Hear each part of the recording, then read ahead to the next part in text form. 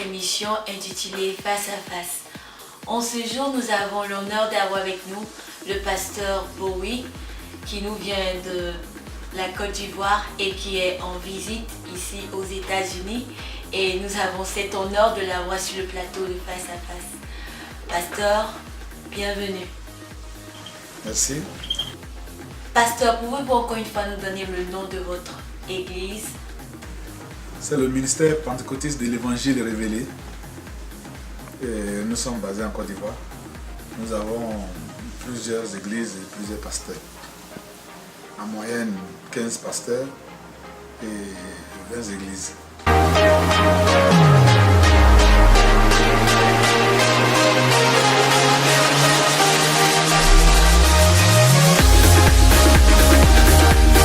Et nous sommes dans les villages et dans les villes aussi.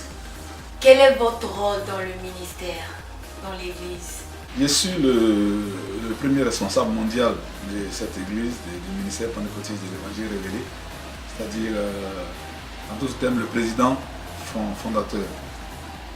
Et c'est à ce titre-là que je travaille au développement de cette église-là, parce que, en tant que responsable, vous imaginez le nombre de pasteurs, le nombre de personnes, le peuple qui compte sur vous. Si vous restez sans vraiment bouger, vous n'êtes pas un bon leader. L'on vous appelle Tonnerre. Pourquoi?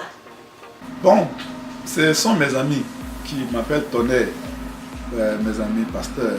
Ils trouvent que dans mes prédications, j'apporte un maximum de puissance, tant dans la révélation de la parole, tant dans la manière de la transmettre. Donc ils trouvent que j'explose en prédication comme un tonnerre. Donc c'est eux qui m'ont donné ce nom-là. Souvent ça me fait un peu rire, mais je fais ce que je fais avec. Voilà. Pasteur, que signifie votre présence ici aux États-Unis? Et pourquoi les États-Unis? Non, parce que les États-Unis est un modèle en matière d'évangélisation. C'est eux qui ont développé l'évangile à travers le monde.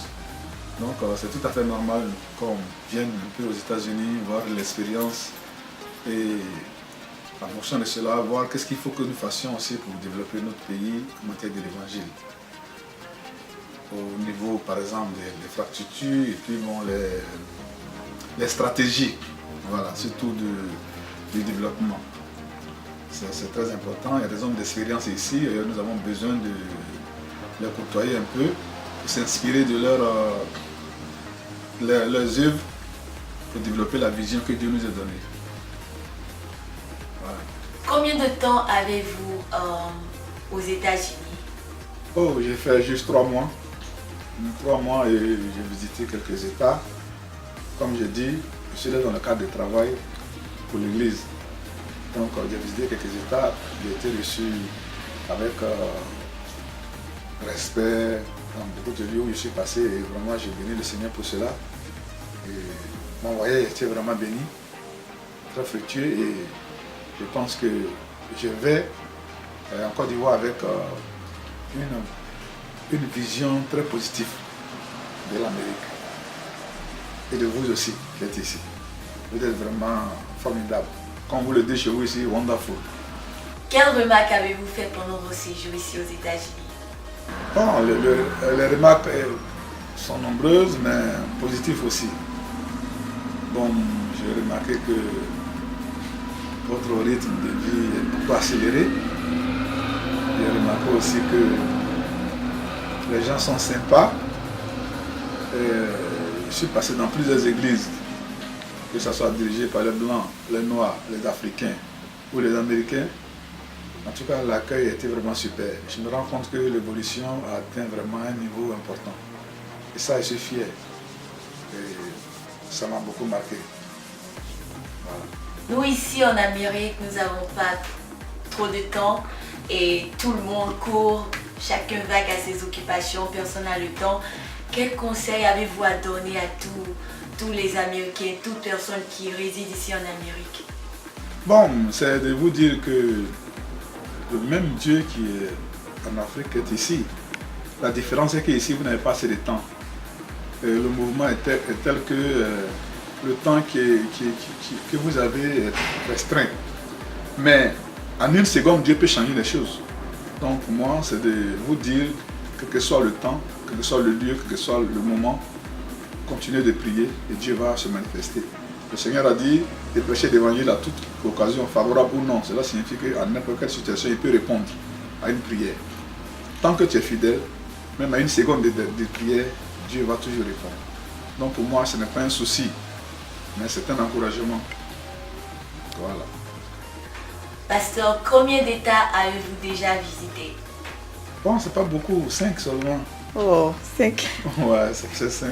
Parce que, puisque je n'étais pas vraiment très libre de me promener, donc c'est seulement 5 États, juste dans le périmètre de New York, Pennsylvanie, Washington, État de New York, New Jersey. C'est tout, c'est pas aller très loin. Parmi tous les États que vous avez visités, quel est l'État qui vous a plus marqué?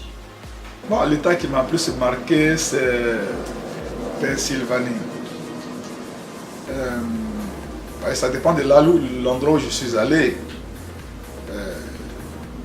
Je suis allé dans un endroit vraiment paisible. J'ai aimé vraiment cet endroit-là. Mais je me rends compte qu'il n'y a pas une partie de l'Amérique qui n'est pas beau à voir. Et ça, c'est quelque chose de merveilleux. Quand je suis arrivé à Connecticut, j'ai voulu rester à Connecticut. C'était vraiment merveilleux. Quand j'arrive à Pennsylvanie, j'ai envie de rester à Pennsylvanie, c'est merveilleux. Quand j'arrive à Washington, je vais rester à Washington parce que c'est merveilleux. Donc, vraiment, c'est super. Et le développement, il est vraiment à un niveau très avancé.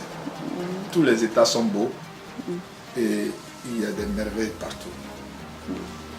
Dieu a béni la nation américaine. Le monde de maintenant passe par des moments très difficiles, les manques d'emploi, etc. Quel conseil avez-vous à donner à toute personne qui traverse des moments très difficiles? Bon, je pense que la Bible avait dit que vers la fin des temps, les temps seront difficiles. Et il y aura des tremblements de terre, des bruits de guerre, et les souffrances vont s'augmenter. Il a même dit, ce n'est que le commencement des douleurs. Donc le monde ne va pas à une instabilité, le monde va de dégradation en dégradation. C'est pour cela que la seule manière d'échapper à ce genre de choses, d'être vainqueur dans des situations compliquées, comme ce qui arrive aujourd'hui, c'est de se tourner vers Dieu. Il a dit 1000 à gauche, 10 000 à droite, tu ne seras pas atteint. Les choses vont arriver, le chômage va augmenter, la jeunesse va être davantage, disons, dépravée, démoralisée. Mais Dieu seul peut réhabiliter l'homme. Et tout ça, ce n'est que le résultat des péchés que Dieu voyait de loin. Raison pour laquelle il avait dit, vers la fin des temps, ces choses arriveraient. Pour moi, c'est le signe qui montre que le Seigneur est proche. C'est le signe qui confirme les prophéties bibliques. Donc, les hommes peuvent trouver des solutions s'ils se tournent vers Dieu. Le chômage, le manque d'emploi chez les filles, le manque d'éducation chez les filles, surtout dans certaines zones du monde. Les filles n'ont pas droit à l'instruction, n'ont pas droit à certaines choses. Dans certaines zones du monde, les hommes n'ont pas droit à certaines choses. Tout ça est l'œuvre du diable pour rétrograder l'homme et le rendre plus bas qu'un animal. Vous voyez? Et donc c'est ce rythme-là qui influence aujourd'hui le monde.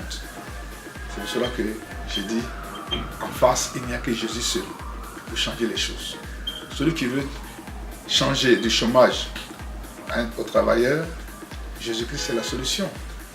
Celui qui veut changer de la souffrance à la liberté, Jésus-Christ c'est la solution.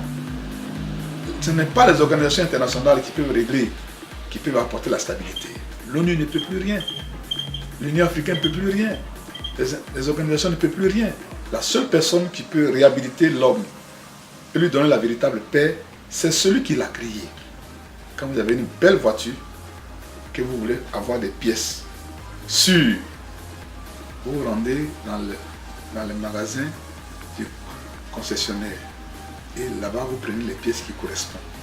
Jésus est le créateur de l'homme. Et Jésus est la solution de l'homme. Pouvez-vous aider des gens qui ne sont pas de votre église ou de votre communauté? Oui, bien sûr, bien sûr. C'est pour cela que, d'ailleurs, nous le faisons. On aide les gens parce que la vision de l'église de Jésus-Christ, ce n'est pas l'église boutique. L'église, c'est un organisme, c'est le corps. Et le corps a plusieurs membres, mais à l'intérieur des membres coule le même sang. Donc ce n'est pas que le doigt n'a pas le même nom que la tête, qui ne sont pas du même corps. Or, aujourd'hui, beaucoup se trompent, parce que si quelqu'un n'est pas dans l'assemblée qui porte le nom de là où il se trouve, il n'est plus du corps de Christ. Ça, c'est une erreur. C'est pour cela que nous, au ministère pentecôtiste de l'Évangile révélé, comme le nom le dit, ministère pentecôtiste, ça dit que c'est un ministère qui croit à la puissance et à la démonstration du Saint-Esprit, à la guérison divine, à la délivrance. C'est un ministère qui croit à la révélation de la parole, pas aux déviations des théologies humaines, mais à la révélation véritable de la Bible. Et ce ministère-là aide les gens de n'importe quelle nationalité, de n'importe quel pays et à n'importe quelle distance. Pourvu que nous soyons contactés et que les problèmes sont posés, nous faisons ce que nous pouvons faire. Ça, c'est notre mission.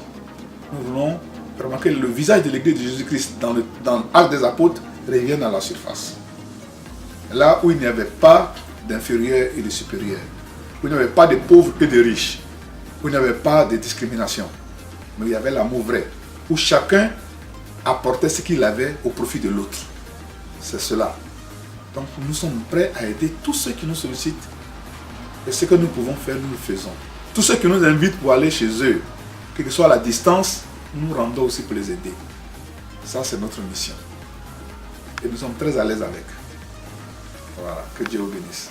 Pasteur, quel dernier mot avez-vous à donner à tous nos téléspectateurs qui nous regardent en ce moment? Ok, vraiment que Dieu bénisse tous les téléspectateurs. Et je leur demande aussi d'être tout le temps connectés sur TV Colombe. Parce que c'est un réseau très très important pour leur vie. À travers cette télé-là, ils peuvent recevoir gratuitement des enseignements, peuvent solliciter de l'aide et peuvent même chercher la réponse à plusieurs de leurs questions. Et Dieu les bénira énormément à travers ces chaînes-là. Donc je demande à ce qu'ils passent le message à d'autres personnes pour que tout le monde soit sur cette chaîne. Et je voudrais aussi dire que nous sommes fiers d'être interviewés par cette chaîne.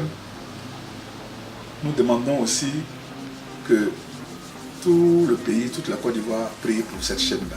Amen.